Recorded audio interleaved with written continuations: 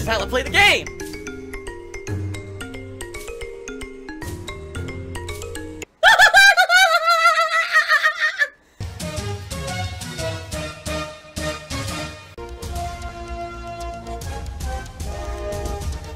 Oh my god!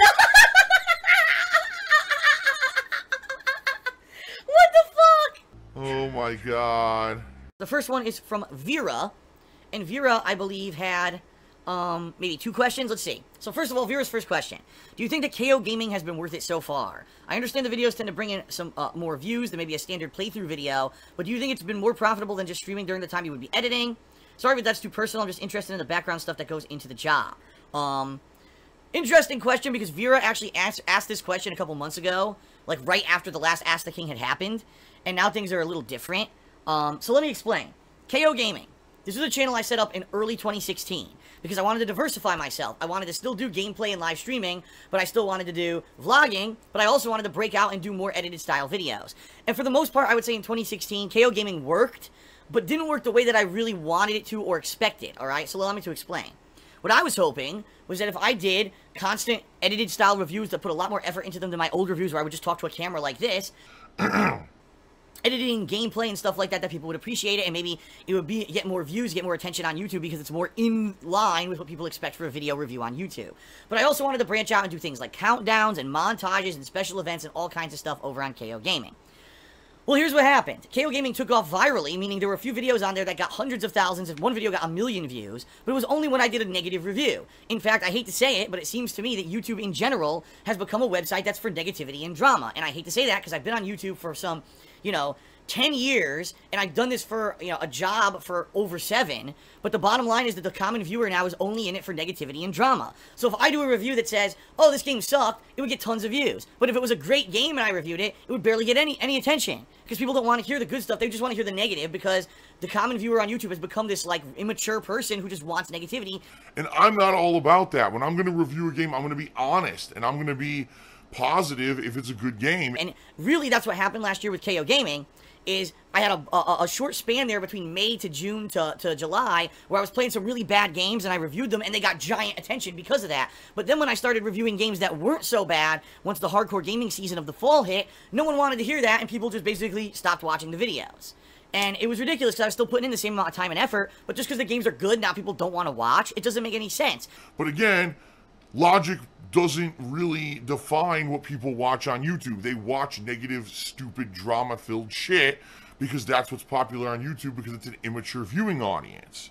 So, after a year of doing KO Gaming in that method, I said, it kind of sucks because I had that popularity, but because I'm not that negative style of person, I couldn't maintain that level of popularity. But it's okay, I'll just keep going. And then what happened? Well, YouTube ad revenue plummeted because YouTube fucked up. And the bottom line is, right now, I'm in a situation where I have to do what works in order to keep being able to live stream and put out videos for you on a daily basis and do this for a living. What works right now for me is balancing live streaming, like I'm doing right now, with videos on YouTube that are more gameplay related. Because the game playthroughs, the live streams of gameplay, those are my lifeblood right now. DSP Gaming is what's making me money on YouTube. Right now, the King of Hate vlogs and KO Gaming make me nothing. Like, maybe a couple $100s a month tops, which is not enough to keep, the bills, the electricity on, and the internet paid for, and the bills going. It's just not. So I have to go towards what works. And what works right now is more gameplay streams, and keeping the streams more interactive with you so that I can get things like tips and cheers and all of that. And that's the bottom line. That's what's going on right now. Now, some people, sadly, don't understand that. And they think that the world is black and white, and they think that things never change. And they're like, Phil, you promised us KO Gaming, and you gave up on KO Gaming. Dude, last year, that was my focus because things were different. YouTube ad revenue was good. YouTube ad revenue is now terrible. And I have to do what it takes to stay afloat. So, for example, if I was doing like I did last year, 1 gameplay stream a day, and then every night taking 2 to 3 hours a night to edit a video, I probably wouldn't be paying my bills right now. I'm being real with you. I wouldn't. Doing edited style videos on YouTube right now doesn't pay off. The reason why DSP Gaming is still doing okay is because I have over 40,000 gameplay videos on that channel already, and because I continuously play games on that channel and put out new content for you.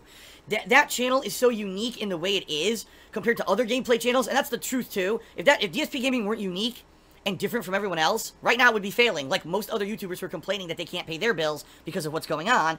Luckily, I'm not in that position. I'm in a position here where, because DSP Gaming is just raw gameplay, and the sheer amount of videos that are on there, and the sheer amount of playthroughs that I've done, and I didn't focus on just editing the best of moments and the shit like that, because I did it differently, I'm succeeding. Like, I'm still able to do this for a job. If my DSP Gaming channel were like everyone else on YouTube, and it was edited gameplay, and I only uploaded 1 to 2 videos a day, I probably would be out of business right now. So, who could have predicted that me doing it the way that I did it actually worked properly, right?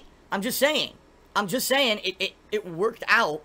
Because of my unique style, okay? But, that being said, now I have to stick to what works. So what that means is, am I completely abolishing doing reviews? Absolutely not. Am I completely throwing away the idea that I would do a reactions video or a first impressions video on a hot new release? Absolutely not. But KO Gaming is going to be a channel that, when the opportunity arises, when I can do something pertinent and I know I can fit it into a schedule and it won't negatively affect me, then I'll do it. So I'll give you a perfect example here. Come the fall, when all the new releases are coming out, and I'm playing them, and people want to know, gee, is that new release a good one? If I can put a review out within a week of the release of a game, I'll do it, and I'll spend the time to make that edited video and release it on KO Gaming. But right now, during the summer, there's no new releases. The games that I'm playing are downtime games. No, I'm not going to drop doing gameplay streams and stuff that are bringing in the money to pay my bills to do an edited video on KO Gaming. It would make 0 sense, and I would be shooting myself in the foot doing that, because I know, even if I had a video right now, again, on KO Gaming that went viral, it wouldn't even make a lot of money. That's just how it is. Individual videos really aren't doing a lot. It's more about having this big, giant library of videos that people are constantly viewing, which is what I have on KO Gaming, excuse me, what I have on DSP Gaming, and why DSP Gaming is able to succeed the way that it's doing. Okay? Special thanks to Hank Duma, who did a $100 tip on the stream today. And said, followed your channel ever since the early days of Fallout 3 in 2008. Wishing you all the best for a future. Here's a little contribution for all the entertainment. Hank. Awesome. Thank you, Hank, for the $100 tip. Much, much appreciated.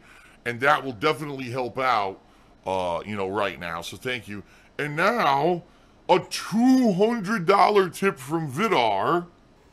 And he says, KO Gaming is actually good. I've watched close to every video on there. Not everything has to make monetary sense. Some things that you do to build character, and you can't put a price on. KO Gaming has been and continues to be positive for you. I agree. I certainly agree. And I think that being able to do edited style videos makes me more diversified and gives me more of a chops. Let me give you an example. If I decide to not be a full-time YouTuber moving forward, I could show the stuff that I've done on KO Gaming to a potential future employer and say, look, this is the kind of video that I did by myself with no training and no education. I put this style of video together.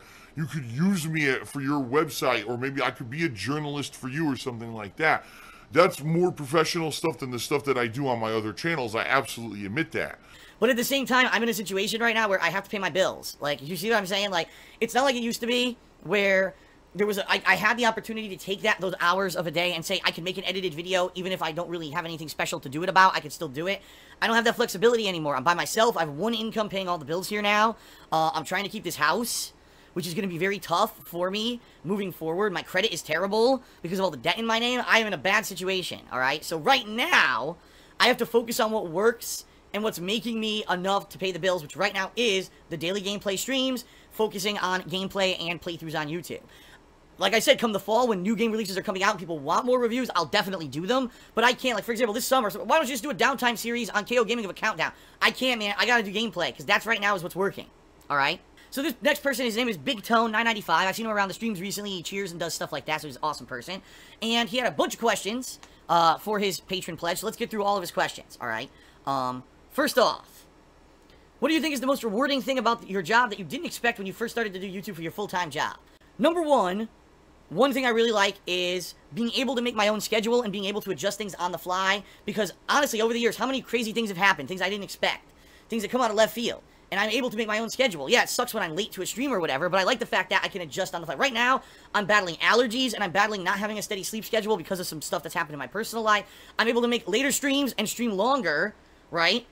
And not have to worry about, oh no, I had a 9-to-5 job, and now I can't, I'm late to work every day. It's not like that. It's different.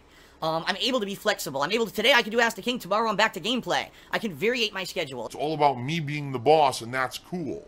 So that's one of the major things I absolutely like about doing this full time. Number 2, I would say the fact that I get a lot of interaction with people.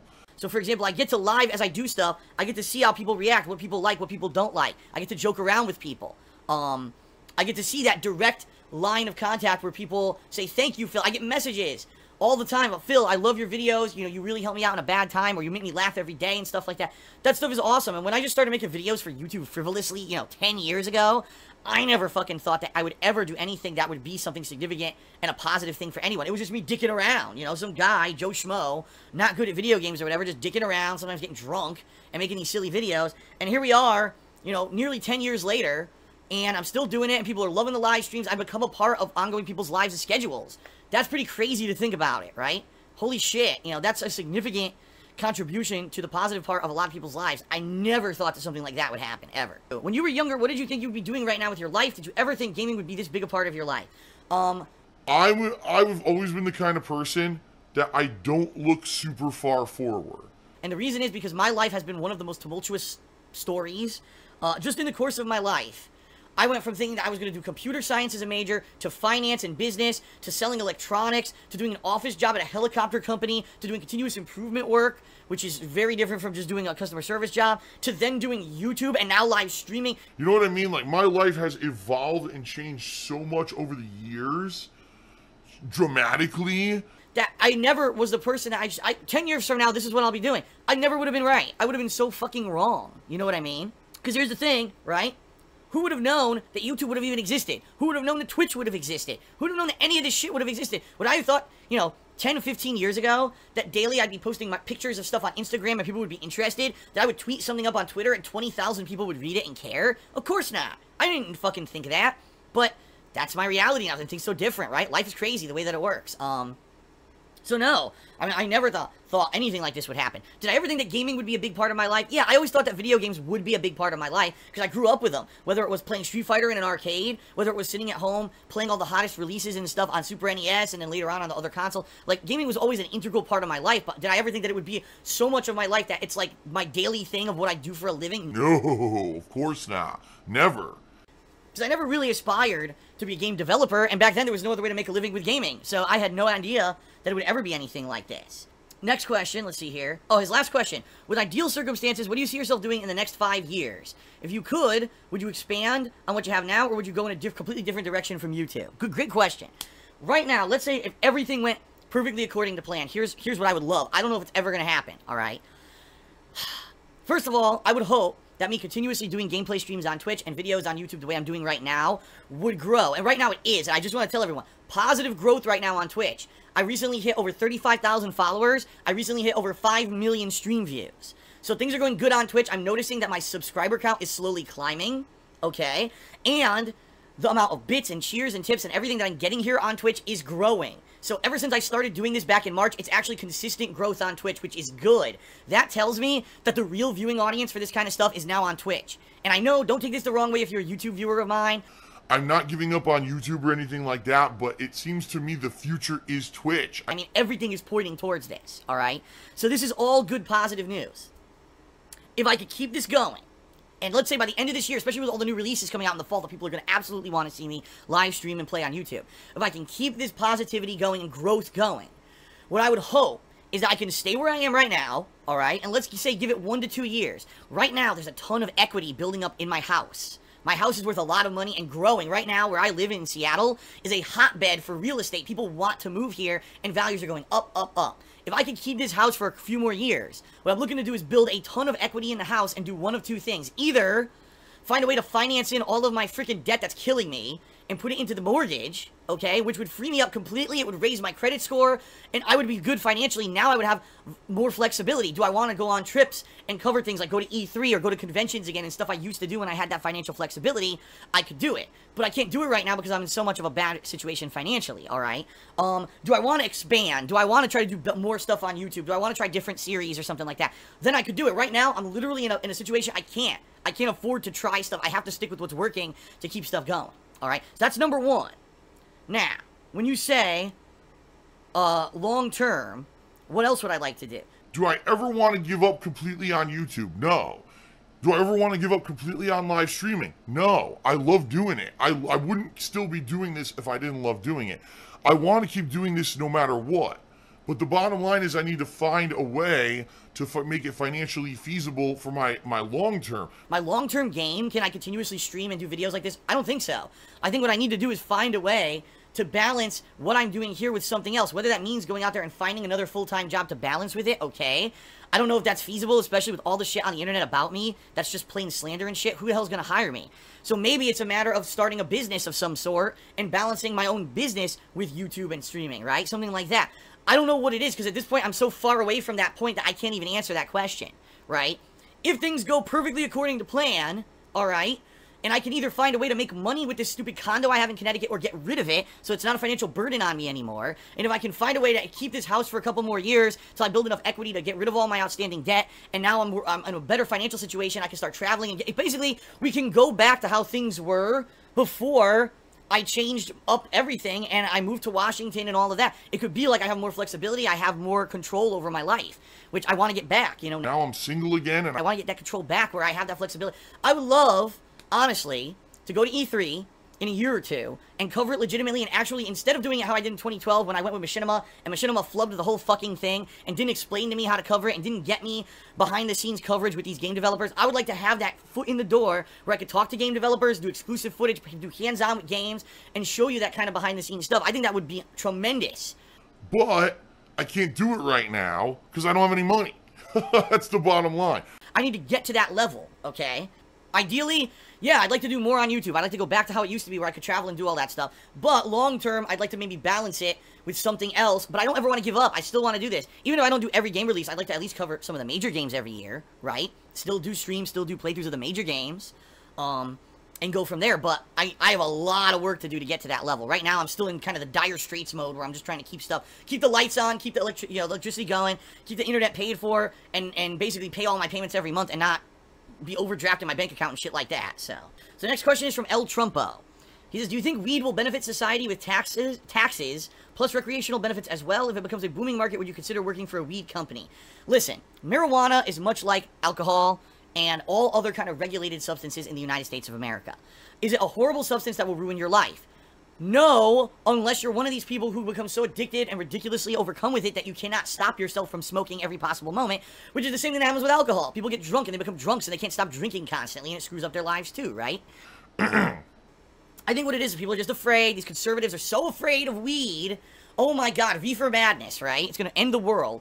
That they don't really understand what it is, and most of them probably have never tried it anyway, so they really don't know what it is.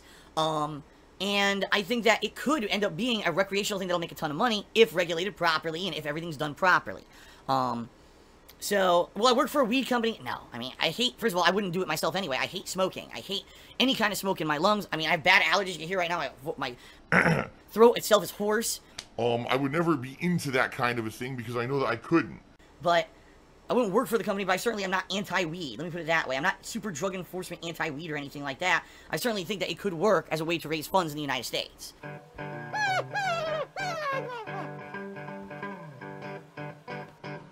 Alright, I'm not dead, but I swear to God I wish I fucking was.